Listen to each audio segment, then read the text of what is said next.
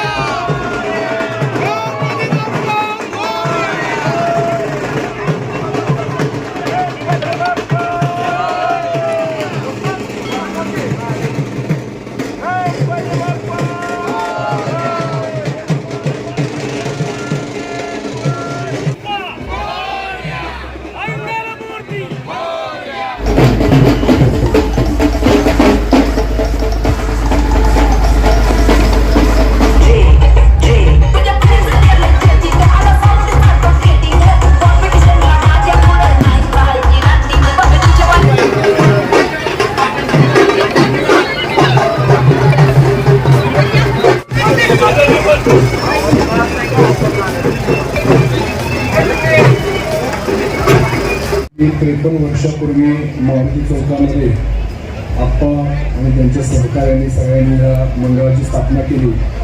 सुरुवात गणपती उत्सवापासून केली होती, पण नंतर क्रीडा सामाजिक क्षेत्रामध्ये प्रचंड मोठी भर या मंडळाने घेतली।